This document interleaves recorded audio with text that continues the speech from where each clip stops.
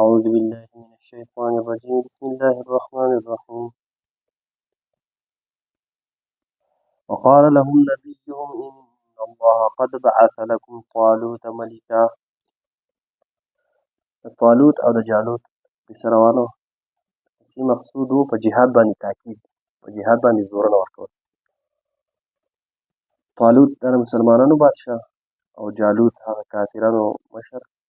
چې د بني اسرائیلو په دې باندې حملې کړې وې موسی علیه السلام نه وروسته او د هغو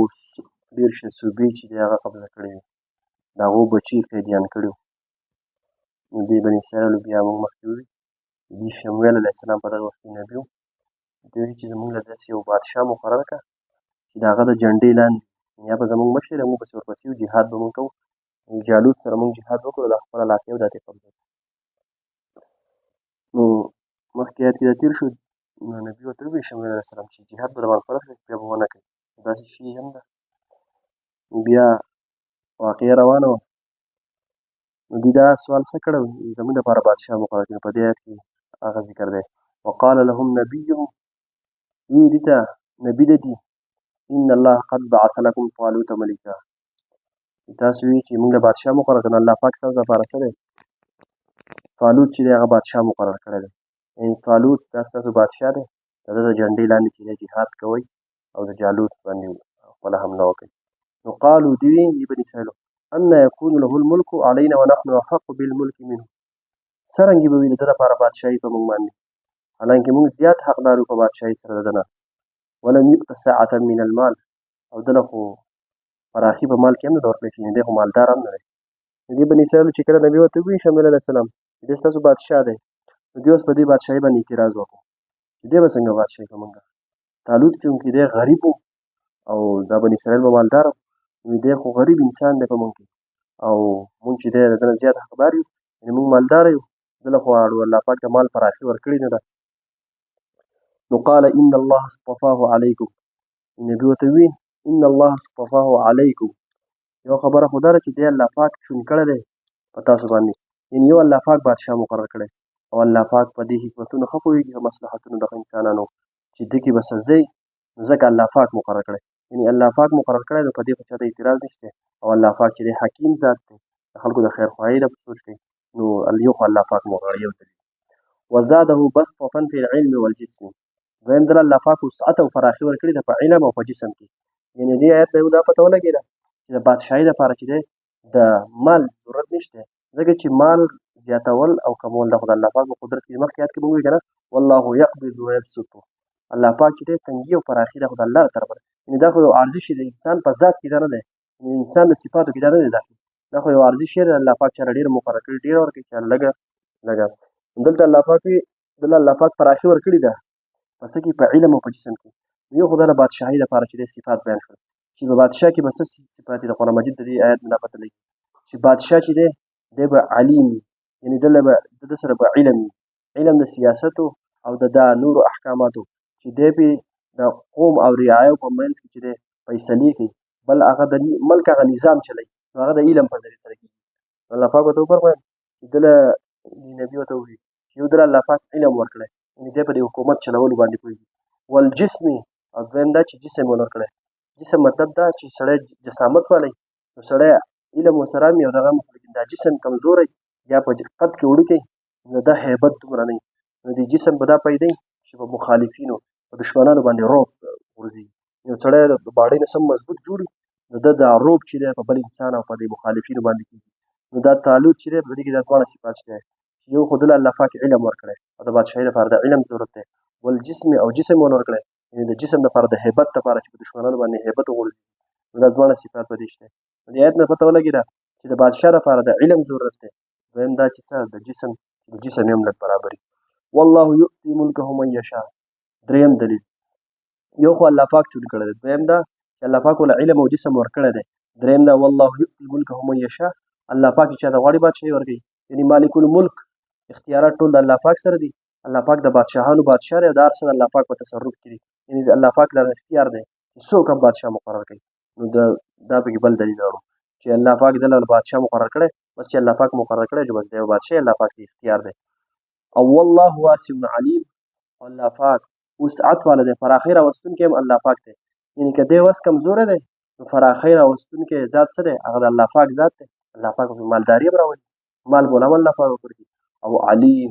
پوهه ذات دی. نو چې پوهه ذات دی نو الله پاک ته دا ځکه پوهه ذات دی په نتیجو باندې علم دی. الله پاک ته د یو کار د نتیجې پته، انسان ته د نتیجې پته نه. انسان خو یو کار کوي په توکل، دومره مخکې ته پته نه چې د دې به نتیجه څه راوځي. او الله پاک خو علیم، عالم الغیب دی، په غیب باندې پوه دی، نو نتیجې باندې علم دی. نو الله پاک چې دی بادشاه مقرر کړی، نو الله پاک ته دا علم لري چې کوم کس چې دی د بادشاهي دپاره زیات مستحق دی او حقدار دی. نو علیم، الله پاک علیم او پوهه ذات دی، لهذا الله پاک مقرر کړی دی، نو په دې کې به خیر وي. د دې نه علاوه دې بني اسرائیل مخکې آیات کې د بل یو نښې تذکره ده. دې بني اسرائیلو خو یو دغه ویلي وو چې موږ له بادشاه مقرر کړي. دویم یې د نبي نه دا سوال کړی و، وي چې داسې بادشاه چې د ده سره څه نښه هم وي، یعنې الله پاک ورله داسې ظاهري نښه ورکړي چې موږ اینو هغه نښه چې دا د بادشاهي نښه ده. نو په دې آیت کې د هغې تذکره ده. یعنې دې نښې سوال کړی چې د ده سره داسې یوه نښه چې موږ اینو چې دا د بادشاهي نښه ده، د الله له طرفه وي. وقال لهم نبیهم، نو ووی دې ته بني اسرائیل ته نبي د دي، ان آیة ملکه، چې د ده د بادشاهۍ هغه نښه دا ده، ان یأتیکم التابوت فیه، چې راوړي تاسو ته یو صندوق فیه سکینة من ربکم، چې په دې کې به سکینې، یعنې دا سکینه د هغې رحمت ته وایي چې د هغې ته زړه د تسلي میلاو شي. لکه بعضې جنګونو کې چې دی په صحابو باندې هم سکینه د الله پاک طرفه نازله شي، دا داسې کیفیت دی چې زړه ته تسلي میلاو شي. نو دا به داسې صندوق وي چې په دې کې به تبرکات وي او سکینه به پکې من ربکم، ستاسو د رب د طرف نه، وبقیة مما ترک آل موسی و آل هارون، او باقي مانده شیزونه به یې پکې، یعنې تبرکات والا سامان به پکې د هغې نه چې پرېښودي دي د موسی علیه السلام هغه اولاد او د هارون علیه السلام، تحمله الملائکه، او دې صندوق ته راپورته کړی فرشتو. نو دې دا سوال وکړو چې بس مونږ ته چې د دې سره یوه نښه وي چې مونږ ته د الله له طرفه وي چې مونږ ته پته لګي چې دا د بادشاهي نښه ده. نو نبي ورته څه ویلي چې د دې د بادشاهي نښه دا ده چې دی به یو صندوق راوړي، او دا صندوق چې و دا د بني اسرائیلو کې چې دی را روان و، په دې کې تبرکات وو، یعنې بعض د برکاتو شیزونه پکې وو د موسی علیه السلام د دور نه، د موسی علیه السلام او د هارون علیه السلام دې آیات کې راغلل که نه. نو دا په دې صندوق کې دا برکات وو چې دا د بني اسرائیلو سره مسلسل دا روان وو، چې دې چې به کله جنګ کوو د بني اسرائیلو، نو دغه صندوق به یې مخې ته کېښودو، نو الله پاک به د دې په برکت سره چې دی څه دی هغه فتح دې له ورکوله. نو بیا چې کله دا جالوت بادشاه چې په دې باندې مسلط شو او په دې باندې به دې په دې صوبو قبضه وکړه، نو ورسره یې دا صندوق د ځان سره یوړو. نو دا صندوق چې و دا د جالوت سره و. نو بیا په دغې علاقو باندې جالوت چې په دې کوم علاقو کې دا صندوق ایښودی، په دغې باندې یو وبا راغله، او د دې وبا د لاسه چې دی 15 ښارونه د هغو چې دی، یعنې 15 شهرونه د هغو تباه شولو، او دا وبا په هغه ضد کې راغلل. نو چې کله دا چلو شو نو دې خو لاچاره شو، ځکه چې وبا خو ټول هر څه راکېستي وو. نو دې یو 2 غوایانو ته چې دی دغه صندوق ور په سر کړو، یعنې 2 غوایانو باندې یې وتړو دغه صندوق، او هغه غوایانو لره یې وشړل. نو چې کله دې غوایانو لره وشړلو، نو الله فرشتې پسې ورپسې شوې په غوایانو پسې، او هغه صندوق یې راوړو، د طالوت چې کوم د مسلمانانو دا بادشاه و، د دروازې یې راوړو. نو دا نښه دغه وه چې الله نبي ورته ویل چې د ده د بادشاهي دغه نښه ده چې دغه صندوق چې کوم دی چې په دې کې تبرکات، یعنې د موسی علیه السلام یا د نورو پیغمبرانو څه ملبوسات، څه کپړې وغیره وي، نو دغه برکتي شیزونه پکې وو. نو دی به دغه صندوق تاسو ته راوړي، دا د بادشاهي نښه ده. نو چې کله دا صندوق یې راوړو دې طالوت و د بني اسرائیل ته، او دې چې کله دا صندوق ولیدو نو بس دې بادشاه تسلیم کو، او چې کله یې بادشاه تسلیم کو نو مخې ته بیا د هغې تذکره ده چې د بل آیت کې را روانه ده چې بیا د هغې نه وروسته چې دی طالوت یعنې پوچکشي کړې ده په دې جالوت باندې، بیا په دې طالوت حمله کړې ده، مخکې آیتونه کې را روان دي. نو ان فی ذلک لآیة لکم ان کنتم مؤمنین، نو په دې کې د ستاسو لپاره نښه ده د بادشاهي، ان کنتم مؤمنین، که چېرې تاسو یقین کوونکي یئ، یعنې که یقین کوونکي یې نو دی به دا او دې کې صندوق ټول کیفیت یې ورته بیان کړو چې دا فرشتو به پورته کړی او فرشتې به یې راوړي دې طالوت ته. ترجمه ده. وقال لهم نبيهم، او وی دې ته نبي د دي، ان الله، بېشکه الله پاک، قد بعث، مقرر کړی دی، لکم، ستاسو دپاره، طالوت ملکه، طالوت بادشاه، قالو، دوی ووی، ان یکون له الملک، څرنګې به وي د ده دپاره بادشاهي، علینا، په موږ باندې، ونحن ونحن احق بالملك منه او موږ زیات حقدار یو په بادشاهۍ سره د دنه ولم يؤت سعة من المال او نه د ورکړی شي دله پراخي د مال قال وی پیغمبر ان الله اصطفاه بشک الله پاک دلره چون کړی دی علیکم فتاسو باندې وزاده بسطة فی العلم والجسم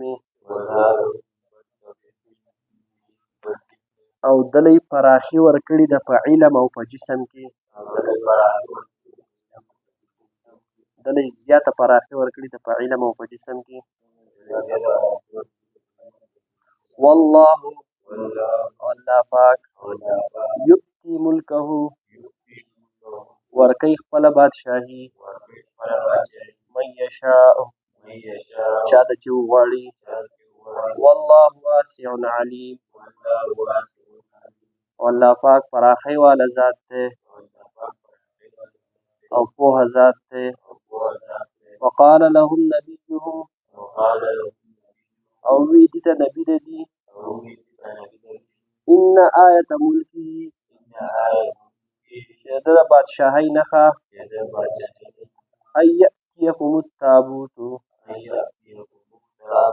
دا چې راوړي تاسو ته یو صندوق فيه سکینة چې پای کې بس سکون وي یا سکینه به وي من ربکم ستاسو د رب د طرف نه وبقیة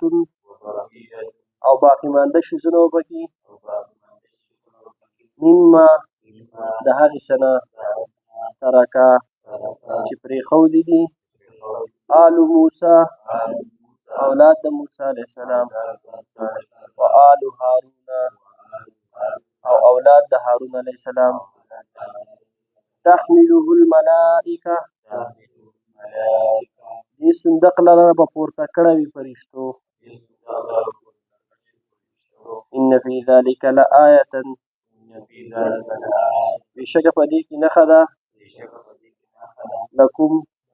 ستاسو دپاره ان کنتم مؤمنین که چېرې تاسو یقین کوونکي